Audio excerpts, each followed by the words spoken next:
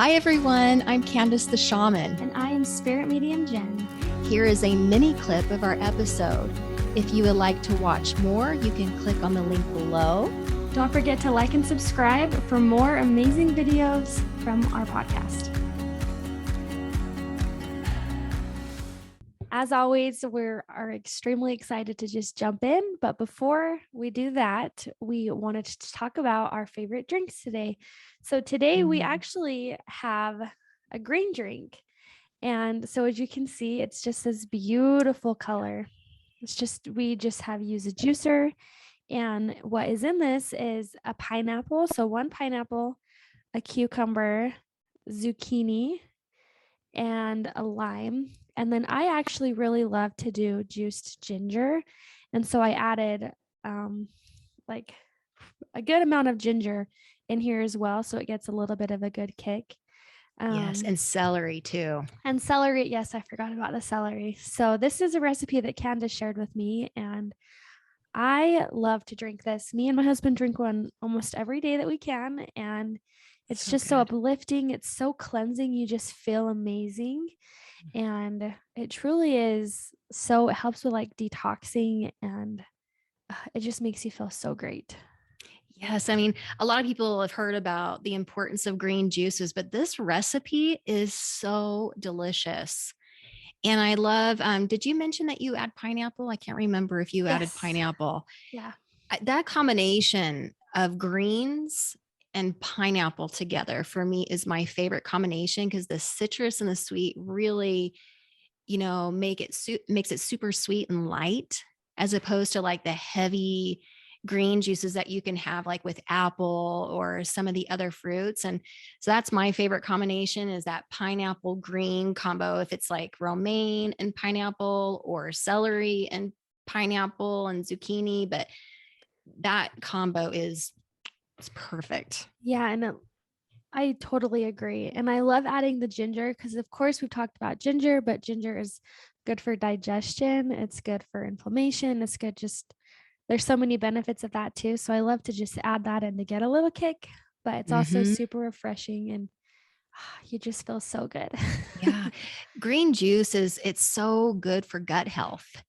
We talked about how ginger is great for digestion and inflammation, and green juice does the same thing. It helps with inflammation. It helps with gut health.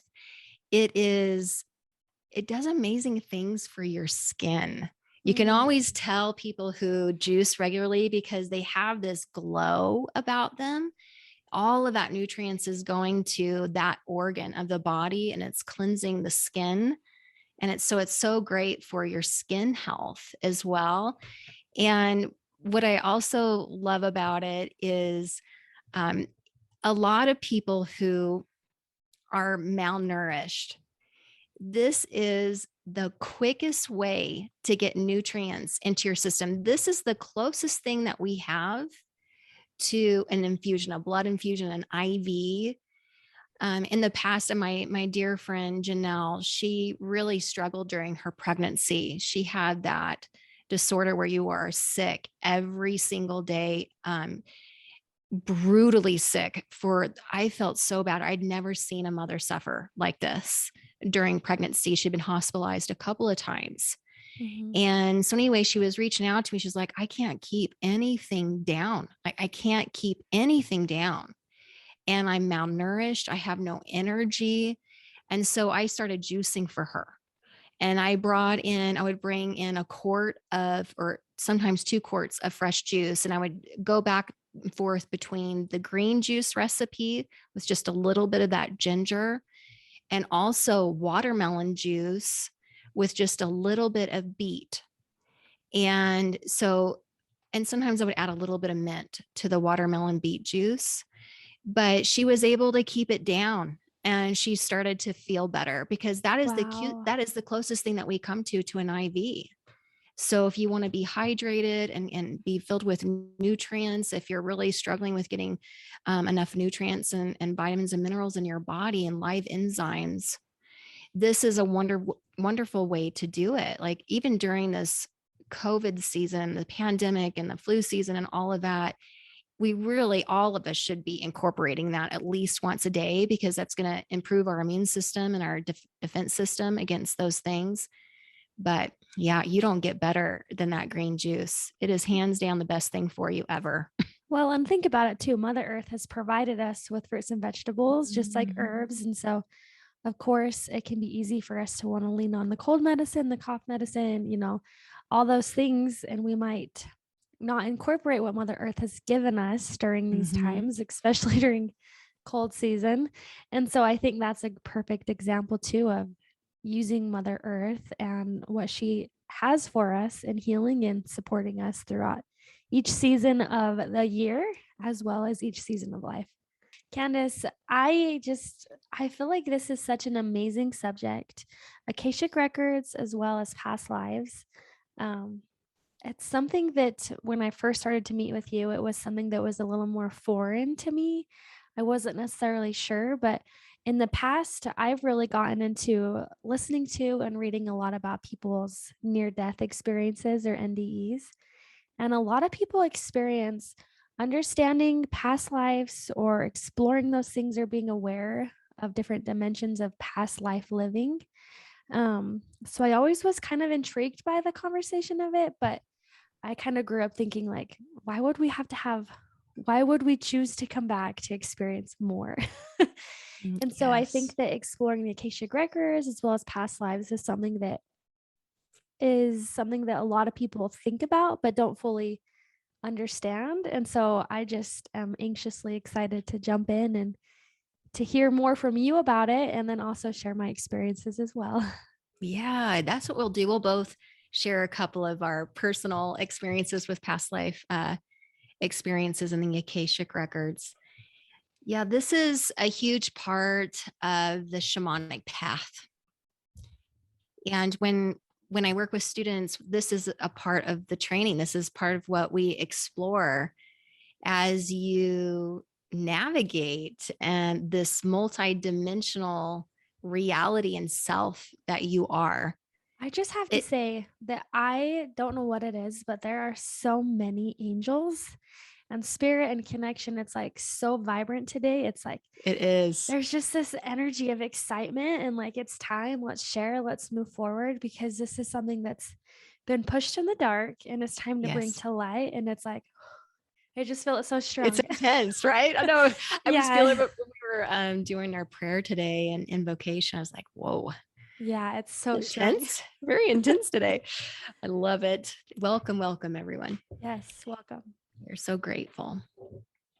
Yeah, we talk about how we are a multidimensional being. And when we explore that multidimensional being of ourselves, we understand that we are not held captive to time and space. As infinite beings, we have all the time in creation to explore who we are and all of the different expressions of who we are.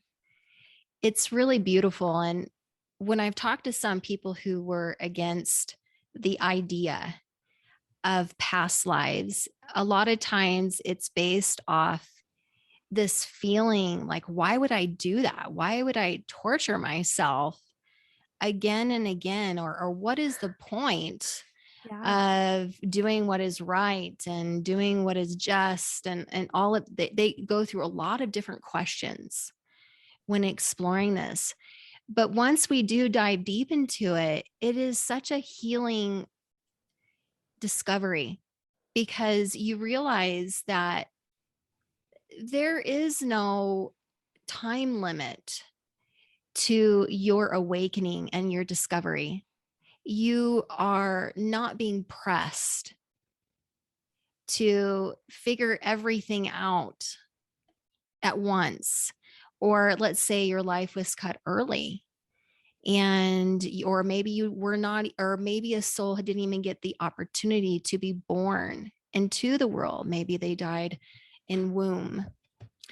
And when we're coming from that perspective that there's only one chance to have a body, it can be perceived as very limiting, right? It's like, gosh, it's not much time. I don't have much time.